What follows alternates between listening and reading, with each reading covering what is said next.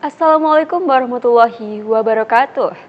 OSM News kembali hadir menjumpai Anda. Beragam informasi menarik akan kami sajikan untuk Anda selama 30 menit ke depan. Bersama saya, Prita Febriani, dan berikut OSM News selengkapnya.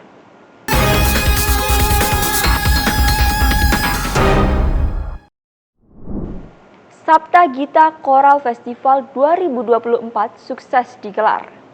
Beragam apresiasi turut diberikan dalam penyelenggaraannya. Melalui kejuaraan paduan suara ini, banyak dimunculkan talenta-talenta muda yang berbakat. Gelaran Lomba Paduan Suara Sabta Gita Choral Festival yang ke-11 tingkat internasional sukses digelar Paduan Suara Mahasiswa Universitas Semarang. Acara yang berlangsung 13 hingga 18 Mei 2024 yang lalu di Auditorium Insinyur Wijatmoko USM itu mengambil tema Whispering the Harmony from Dusk Till Dawn. Kegiatan ini juga sukses menarik perhatian banyak peserta yang ada. Sebanyak 31 peserta saling bersaing untuk memperebutkan gelar juara. Di antaranya tim PSM USM Shining Voice yang turut memboyong silver medal dalam kategori pop jazz. Hal ini turut menambah rentetan prestasi yang didapat oleh PSM Sabta Gita Jaya. Wakil Rektor 3 USM Dr. Muhammad Junaidi SIMH turut mengapresiasi terselenggaranya Sabta Gita Choral Festival. Saya kesempatan kali mewakili Pak Rektor karena beliau berhalangan hadir karena kesibukannya beliau di beberapa acara yang tidak bisa kemudian ditunda-tunda. Mengucapkan terima kasih banyak dan selamat datang, bahwa kesempatan kali ini menjadi salah satu momen kami di Universitas Semarang untuk mengembangkan terus karya prestasi dari mahasiswa. Karena kemudian di Universitas Semarang itu berbeda jauh mungkin barangkali di perguruan tinggi yang lain. Kita memberikan satu porsi yang luas sekali pada para mahasiswa kami untuk berekspresi dan kemudian melakukan kolaborasi dengan semua pihak dalam rangka menjamin bagaimana pihak-pihak luar dan pihak-pihak mahasiswa kita mampu untuk mengembangkan prestasinya baik dari sisi akademik maupun non-akademik. Dalam kejuaraan yang diikuti, 35 performer ini dibagi ke dalam 7 kategori yang ada. Di antaranya Children, Folk Song, Mixed Choir, Mixed Youth, Pop, Jazz, Religion, dan Teenager. Tampil sebagai juara umum dalam Sabta Gita Choral Festival, Youth Diponegoro University Choir, yang juga membawa hadiah $1.500. Bode selaku konduktor juga menyatakan bahwa torehan prestasi ini menjadi modal untuk melangkah ke ajang-ajang selanjutnya. Puji Tuhan, kami tadi dapat dari kategori religion dan juga kategori folklore. Terus di babak final kami bisa menjadi grand champion. Terus terang agak kaget juga ya, karena kami mungkin satu-satunya paduan suara yang bawa pasukan banyak dan orang-orangnya ganti-ganti, jadi lumayan mengagetkan, tapi ya puji Tuhan bisa dapat sih. Saya sudah ikut acara ini itu beberapa tahun terakhir, dan tahun ini mungkin yang paling heboh karena jurinya semakin berkualitas, penyelenggaraannya tempatnya semakin baik, terus semuanya semakin oke. Jadi terima kasih untuk teman-teman USM yang bisa menyelenggarakan lomba ini sekali ini, terima kasih sekali, mantap. Kejuaraan bulu tangkis USM Open 2024 telah usai digelar. Kegiatan yang berlangsung 6-11 Mei 2024 di Gelora Universitas Semarang ini menjaring bakat-bakat muda yang penuh skill dalam bermain bulu tangkis. Kejuaraan USM Open 2024 sukses terselenggara beberapa waktu lalu. Kejuaraan badminton yang diperuntukkan bagi kelompok umur mulai usia dini sampai remaja, antar pelajar SMA sederajat dan antar mahasiswa se-Indonesia. Sebanyak 530 peserta telah mengikuti kejuaraan bulu tangkis USM Open di Gelora Universitas Semarang. Kejuaraan yang berskala nasional ini digelar mulai Senin 6 Mei 2024 hingga 11 Mei 2024. Penyelenggaraan USM Cup yang ke-17 ini merupakan salah satu prestasi yang kemudian dilahirkan oleh Universitas Semarang. Sebagai perguruan tinggi di bawah naungan Yayasan Alumni Undip, tentunya kami berharap kegiatan ini bisa menghadirkan dan mencetak para olahragawan, utamanya baik di kalangan pemuda-pemuda yang mereka memang punya potensi, bahkan anak-anak juga, karena USM Cup itu sasarannya bukan hanya yang sudah berumur ya, di atas 12, 13 sampai seterusnya, tapi juga anak-anak juga. Kedepannya nanti akan kita tingkatkan Bisa jadi kemudian tahun depan nanti ajang WSM Cup ini kemudian meningkat menjadi ajang yang bersifat internasional seperti itu. Sebagaimana yang sebelum-sebelumnya juga pernah kita laksanakan.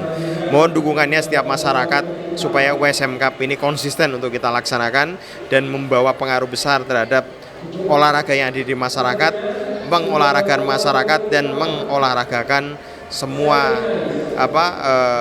masyarakat yang memang berkeinginan untuk menjadi olahragawan atau atlet. Dalam kejuaraan tersebut, banyak atlet muda berbakat yang turut untuk keterampilan dalam bermain badminton. Muhammad Hidayat Abiyi, atlet dari SMA Negeri 1 Semarang, sukses mengukuhkan namanya menjadi juara 1 dalam kategori tunggal putra SMA dan ganda putra SMA, bersama rekannya Adna Farel Nugroho, atlet dari SMA Negeri 1 Batang. Keduanya mendapatkan uang pembinaan dan beasiswa kuliah di USM. Saya di sini ya sama teman-teman juga sama keluarga. Tadi yang saya ikuti itu tunggal SMA Putra sama ganda SMA Putra. Gimana perasaannya setelah menjuarai tunggal putra? Ya senang Mas, ya alhamdulillah rezekinya. Terus pendapatnya mengenai pertandingan tadi gimana? Ya tadi lumayan, jaraknya juga setelah tunggal ke ganda jaraknya cuma 30 menit. Sempat hampir kram juga tadi. Persiapan yang disiapkan sebelum bertanding apa? Ya banyak sih, latihan teknik, latihan fisik juga, setiap hari juga pagi sore. Menjadi Duta Pariwisata Kota Semarang adalah salah satu tugas yang diemban oleh Denok Kenang terpilih tahun 2024. Setelah melalui proses seleksi yang panjang, Muhammad Pramanda Salih dan Maria Felicia Slamet Riono berhasil menyabet predikat Denok Kenang Kota Semarang 2024. Setelah melalui proses panjang sejak pendaftaran, audisi hingga karantina, serta berhasil menyisihkan lebih dari 400 pendaftar, Muhammad Pramanda Salih dan Maria Felicia Slamet Riono terpilih sebagai pasangan Denok Kenang Kota Semarang 2024. Dalam puncak grand final Denok Kenang 2024 yang digelar di Taman Indonesia Kaya Kota Semarang pada Sabtu malam lalu, Muhammad Pramanda Salih dan Maria Felicia Slamet Riono berhasil mengalahkan 30 finalis yang tampil dalam acara grand final tersebut. Dalam kesempatan tersebut, Wali Kota Semarang Heviarita Gunaryanti Rahayu hadir menyerahkan hadiah kepada Denok Kenang 2024 terpilih. Perempuan yang akrab disapa Mbak Ita tersebut mengatakan, Denok Kenang tahun 2024 ini diikuti 400 pendaftar terpilih yang memiliki talenta luar biasa. Seiring dengan meningkatnya jumlah kunjungan wisata di ibu kota Jawa Tengah, Denok Kenang ini akan menjadi dukungan luar biasa dalam mempromosikan kota Semarang. Dalam kegiatan itu, Rektor Universitas Semarang Dr. Supari turut menjadi dewan juri untuk menilai skill dan penampilan peserta. Kepala Dinas Kebudayaan dan Pariwisata Kota Semarang, Wing Wiyarso mengatakan, antusiasme pendaftar dan audisi Denok Kenang tahun 2024 ini sangat luar biasa. Masih kembali bersama kami di USM News. Sebuah truk tronton bermuatan kardus terguling di Jalan Purwodadi, Pati. Tepatnya Desa Sumberjati Pohon, Kecamatan Grobogan, Kabupaten Grobogan, Kamis pagi. Kejadian tersebut terjadi akibat truk gagal melewati tanjakan yang cukup menanjak. Sebuah truk tronton bermuatan kurang lebih 10 ton kardus terguling di sebuah tanjakan yang cukup curam di Desa Jatipohon, Grobogan, Jawa Tengah. Truk tronton bernopol polisi B9113JOA yang dikendarai Andi Suprayitno. Warga Cilacap tersebut membawa kardus dari arah Pati akan dibawa ke Purwodadi. Sesampainya di lokasi, truk tronton diduga tidak kuat menanjak di tanjakan yang cukup tinggi dan pengemudi tidak bisa menguasai kendaraannya. Dan truk tersebut merosot dan akhirnya terguling dan melintang di jalan raya. Seluruh muatan tumpah seluruhnya di jalan. Dalam kejadian tersebut, arus lalu lintas di jalur tersebut tidak bisa dilalui kendaraan roda 4. Hanya roda 2 yang bisa melalui jalur tersebut. Ceritanya ini mobilnya nggak kuat nanjak, langsung mundur, tenaganya habis, langsung itu ambruk, gelembang itu Pak, sekitar jam 5-an habis subuh. Muat apa ini Pak? Muat itu kardus. Ini dari arah mana ke mana, Pak? Dari arah mau Pati mau ke Purwodadi. Ini tanjakan apa tuh, Pak? Ini tanjaknya ternyata Watu Geduk. Pak, untuk korban ada nggak, Pak? Nggak ada, semua selamat. Dan tadi sopir sama kernet, tapi selamat. Cuma ini barang-barang berserakan di jalan. Itu, Pak. Apakah sini sering terjadi seperti itu, Pak? Ya sering tapi jarang juga. Kadang itu, Pak. Jadi untuk kronologisnya saat tronton bermuatan kardus mau menanjak ke jalur jati pohon tidak kuat sehingga dia turun dan terguling. Dari arah mana mau kemana nih, Pak? Dari arah Pati menuju ke arah Purwodadi. Nggak kuat kenapa, Pak, ini, Pak? Nggak kuat kenapa, Pak, ini, Pak, truknya, Pak? Mungkin untuk sopirnya belum tahu untuk medan di wilayah jati pohon. Pak, ini pemuatan apa, Pak, ini, Pak? Bermuatan kardus. Terus saat ini gimana, Pak? Saat ini untuk Satlantas Polres Grobogan melaksanakan pengalihan arus lalu lintas di pertigaan Ketapang dari arah Purwodadi menuju ke Pantura kita alihkan menuju ke wilayah Kudus. Sedangkan dari arah Pati kita alihkan menuju jalur dalam untuk sampai ke wilayah Kabupaten Grobogan.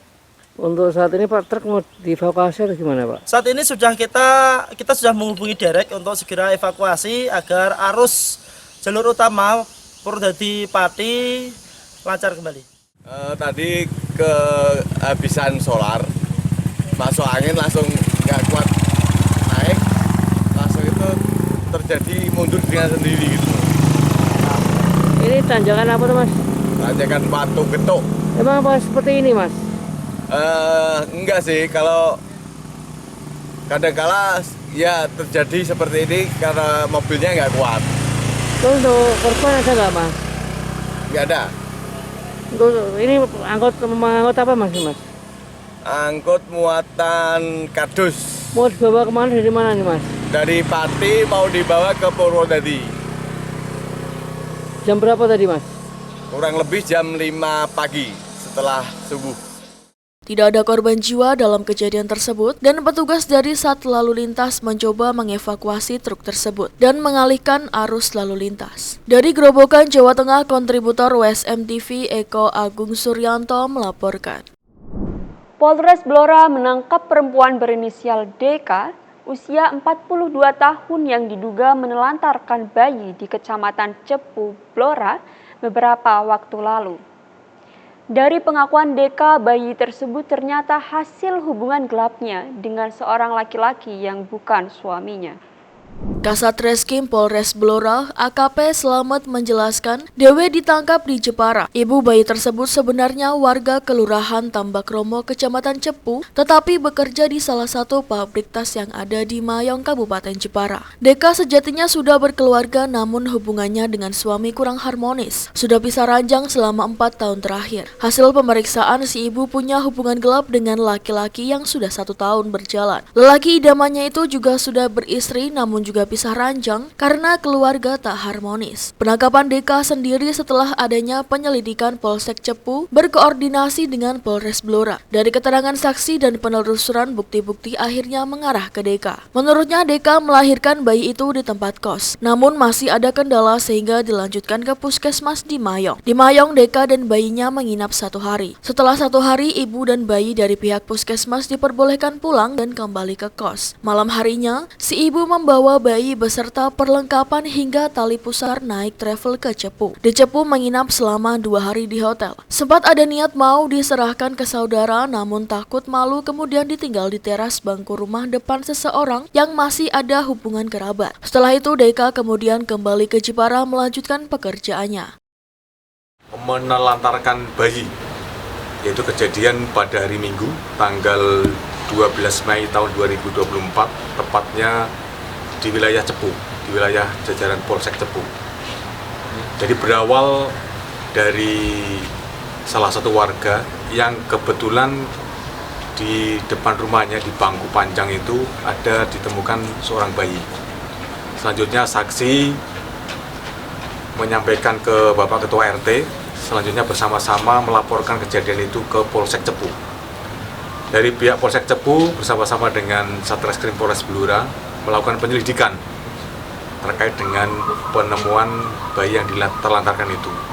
selanjutnya melakukan penyelidikan, melakukan pemeriksaan terhadap saksi-saksi, akhirnya mengarah kepada seseorang ibu ya, yang diduga melahirkan si bayi itu. Dan ternyata benar bahwa ibu itu melahirkan tepatnya di Kecamatan Mayong, Jepara. Yang bersangkutan bekerja di sana, di salah satu pabrik tas yang ada di Mayong. Dan si ibu ini melahirkan bayi itu di tempat kos.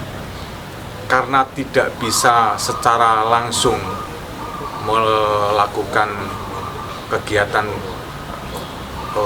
istilahnya persalinan bayi itu, akhirnya si ibu ini berangkat ke puskesmas yang ada di sana, dibantu oleh perawat yang di sana, selanjutnya bisa dibantu dan sempat menginap 1 hari. Kemudian dianggap sudah sehat, diizinkan oleh pihak puskesmas, akhirnya pulang ke tempat kos. Dan pada malam hari itu juga, sekitar jam 17 sore, si ibu bersama si bayi dan membawa perlengkapannya berupa tali pusar dan perlengkapan bayi naik travel menuju ke Cepu. Dan di Cepu menginap di salah satu hotel di Cepu selama 2 hari. Dan akhirnya memutuskan rencana awal akan menitipkan ke kerabatnya yang ada di Cepu. Tapi karena merasa takut, malu dan lain sebagainya, akhirnya dia mengurungkan niat untuk menyerahkan kepada kerabatnya itu, tapi ditinggal di depan di teras di bangku yang katanya masih ada hubungan kerabat itu.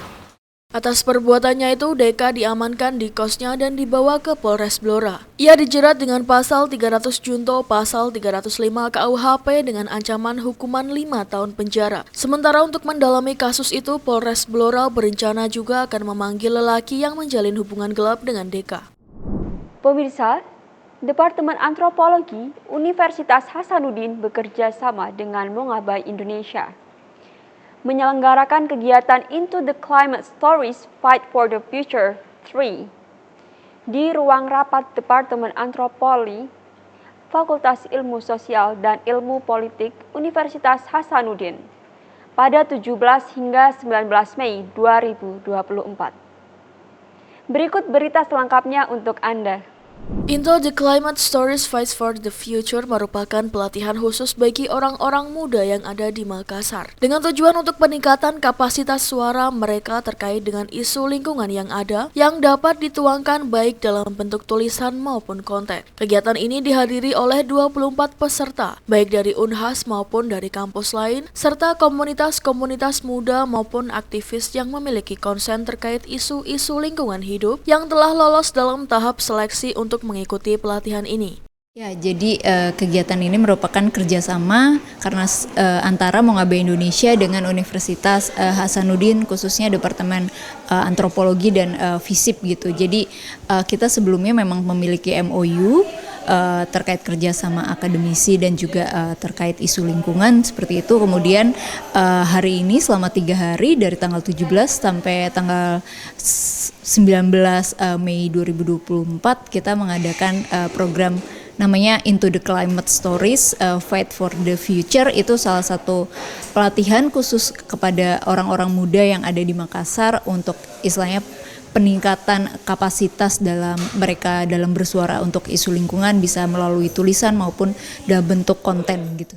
Lucia menyampaikan bahwa Makassar merupakan wilayah pesisir dan memiliki hutan dari hulu sampai hilir, maka dari itu suara-suara yang tidak pernah didengar, isu-isu lingkungan yang ada di Makassar dan Sulawesi Selatan ini diharapkan bisa tersuarakan dengan baik menurut perspektif orang muda, karena kita tahu bahwa krisis iklim saat ini sangat berdampak bagi kita semua. Maka dari itu orang-orang muda bersuara untuk masa depan bumi ke depannya.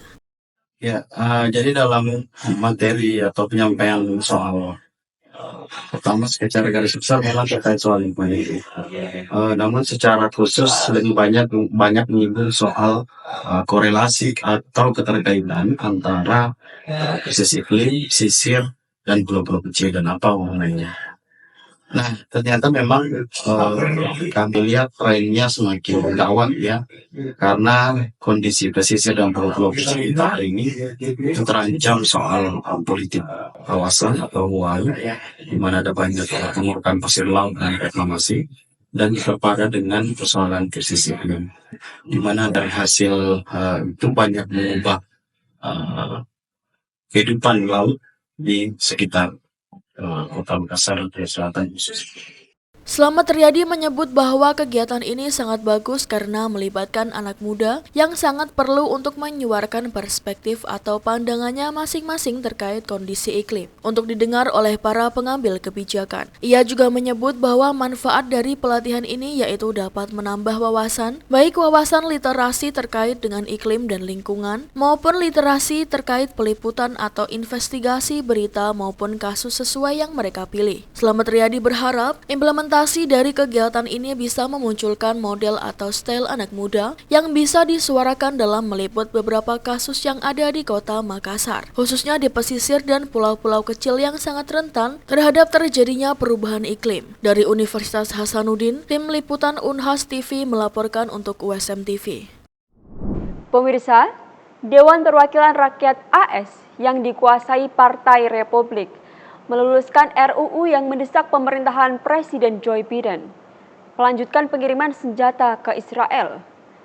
Pekan sebelumnya, Biden menangguhkan pengiriman bom ke Israel untuk memastikan adanya perubahan strategi serangan Israel dalam perang yang telah berlangsung selama 7 bulan ini.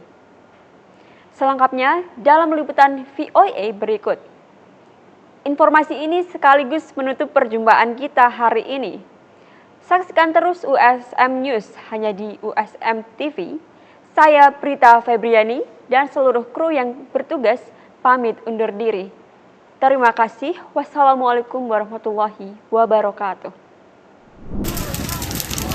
Israel semakin intens menembaki wilayah utara Gaza.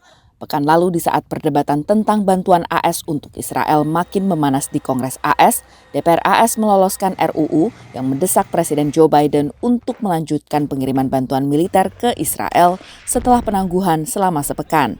Ketua DPR AS menyebut penangguhan ini sebagai pertanda pemerintahan Biden menarik dukungannya untuk Israel. His actions are doing exactly the opposite. This is a catastrophic decision with global implications. It is obviously being done as a political calculation. Gedung Putih mengesahkan transfer senjata senilai $1 miliar pekan lalu dan menegaskan penundaan pengiriman senjata tidak mengubah aliansi AS dengan Israel. The president believed obviously the commitment, and we do as well, to Israel's security is ironclad, and we want to make sure that they have what they need, Israel has what they need to defend themselves against their enemies, including Hamas.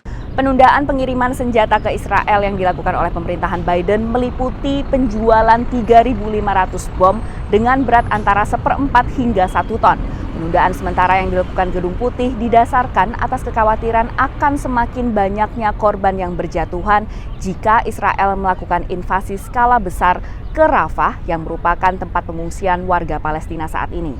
Sejumlah Dewan Rakyat Partai Demokrat, partai pendukung Biden, mengkhawatirkan dukungan AS terhadap Israel. Prime Minister Netanyahu has ruined the world support. He's done so by not focusing on the hostages, but by allowing his military to bomb hospitals, ambulance convoys, people's homes, to take out journalists, aid workers, including Americans.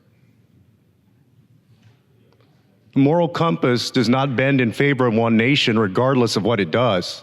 Pemerintahan AS kerap berupaya untuk menyeimbangkan dukungan terhadap demokrasi Israel dan pertanggungjawaban atas tindakannya, menurut pemerhati sejarah AS. It's not as though the U.S. has never put any strings on the kinds of support we have given to Israel through the 50s, 60s, 70s, 80s, and up till now. So presidents like Eisenhower and Ford and Reagan, Republicans particularly, have had to go back to Israel to say, we're not pleased with what we see you're doing in the Middle East. Meski lolos DPR yang dikendalikan Partai Republik, kecil kemungkinan RUU ini akan disetujui Senat yang mayoritas anggotanya dari Partai Demokrat. The United States should not take part in an assault on Rafah that is going to result in thousands of innocent civilians being killed and worsen the humanitarian nightmare that exists inside Gaza. That is a moral and strategic disaster for both the United States and Israel. Kamis lalu, AS umumkan telah selesai membangun dermaga lepas pantai untuk menyalurkan bantuan kemanusiaan penting bagi warga sipil Palestina. Dari Washington DC, Virginia Gunawan dan tim VOA.